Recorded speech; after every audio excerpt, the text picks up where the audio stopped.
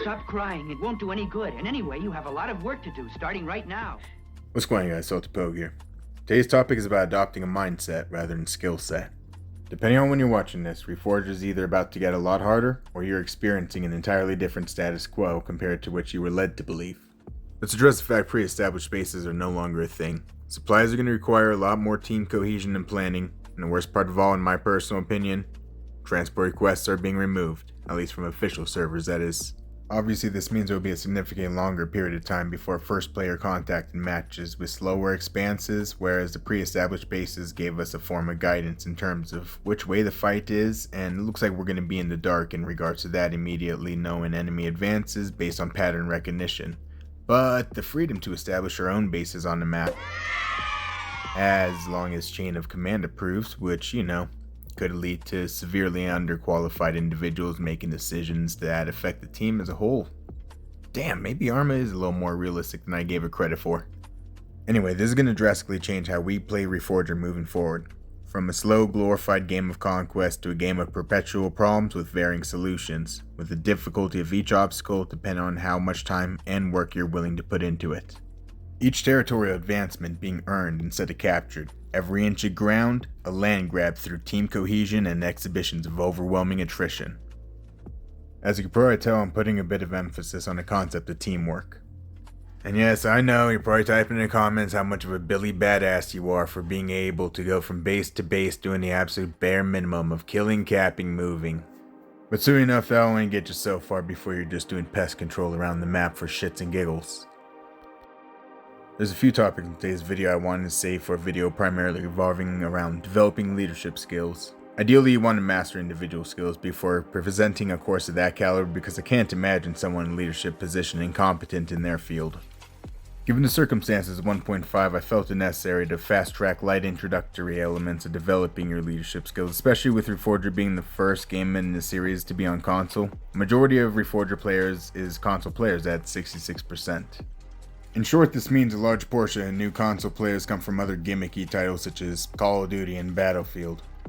While it's not a bad thing, considering the fact I'm one of those console players, there's a form of cognitive dissonance from newer players that I myself experienced initially as well.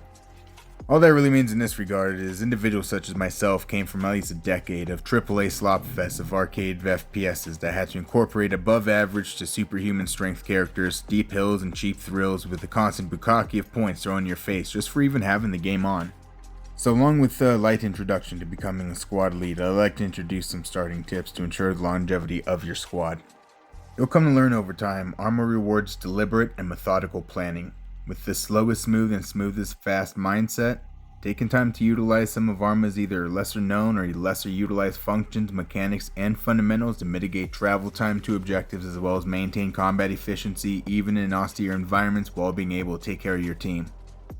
My goal today, if successful, is to introduce you to the prior stated and help alleviate any learning curves in the process, explaining the method to the madness along the way to provide clarity as well as to encourage independent cognitive thinking and implore you to develop the confidence to take the initiative as it presents itself to lead your team by setting the example to follow. Now, if you're going out on expeditions with only what you can carry on your pockets, you're preparing yourself for a sprint rather than a marathon.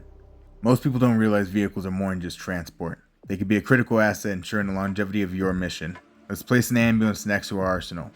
Now, let's take a look at inventory to inventory transfers.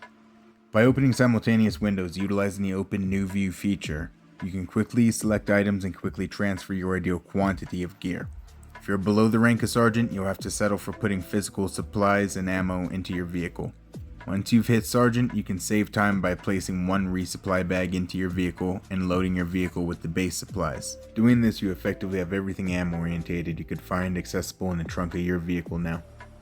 And the bag's economy is based on the amount of base supplies inside of your vehicle. On a quick note, because the law is utilized by US forces and is a disposable weapon system, you will have to load them individually from a ground arsenal or truck arsenal since they can't be reloaded like the RPG platform. This is the overall method I use whether I plan to establish and maintain an ECP, lay a minefield, or just be the friendly neighborhood ammo man making sure any pushes aren't impeded by lack of combat effectiveness. Everything I said about the resupply bag is also synonymous with the boo-boo box, working off of the same economy concept with medical supplies, so if you're not taking a boo-boo bus, at least grab you a boo-boo box. Finally on the packing list, grab you a radio. I will get into the deeper mechanics and functions of the radio backpack in a later video, but seeing as they're significantly changing with 1.5 with the removal of fast travel and spawn priest implementations demonstrated by a Caracol, I will make a full video covering all radio communications devices eventually from base level down to personal. And now, in my opinion, the most sensitive subject matter to hold this all together. Let's talk about what makes a leader worth following. So I'm just going to keep it real with you guys. I'm just going off script at this point. I've drafted pages and pages of stuff that, in my experience and what I've seen works from both effective leadership from my perspective in the military as a young Joe, as well as eventually becoming a squad leader and learning how to take care of soldiers. But it all comes down to just a few simple concepts. So while there's a balance of character over competence in terms of being a leader, it all comes down to taking care of your Joes. And in the format of Arma, that straight up just looks like making sure they have the ability to shoot, move, and communicate. What I'm trying to get to is being a leader isn't just pointing on a map, barking orders, and trying to sound like a badass so people follow you. But overall, a good starting point would be just having the confidence to put out a competent plan, to allow your teammates to understand what is to be expected, and then they're going to naturally want to follow you, understanding what they're going to be doing, as opposed to just miscellaneously running around hoping to find some contact somewhere. The biggest challenge you're going to face more than likely is just keeping people actively engaged. While it's so easy when you get popped to just spawn somewhere random and be like, let's see what's going on over here. Instead, trying to actively keep them engaged in terms of having those radios constantly deployed, keep communication with them actively, being able to make sure they have ammunition as well as medical items. Anyway, kind of going back to the script now, we're just going to double tap what we just talked about in a more pragmatic approach to Arma Reforger and how it applies to you guys specifically.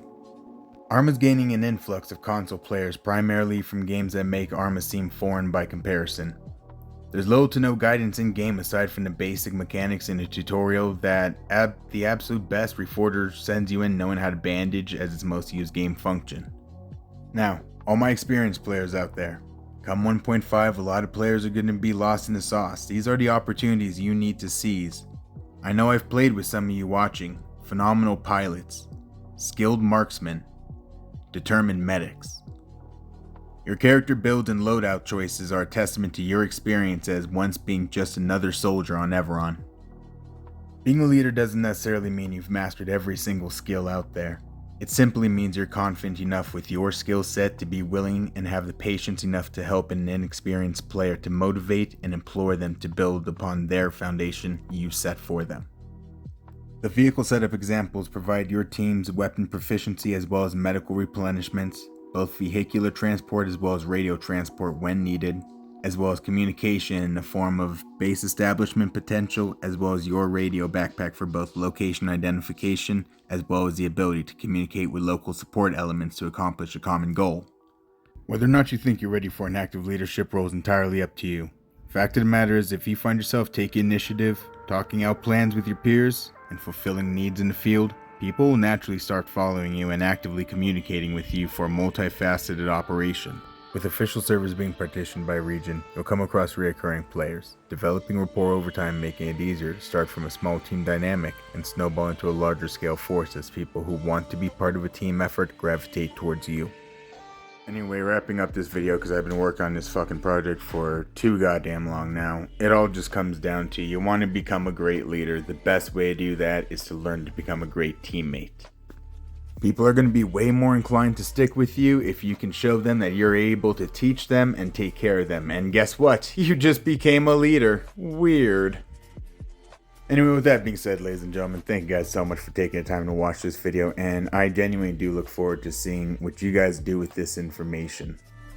So get out there, kick doors, stack bodies, and I'll catch you in the next one.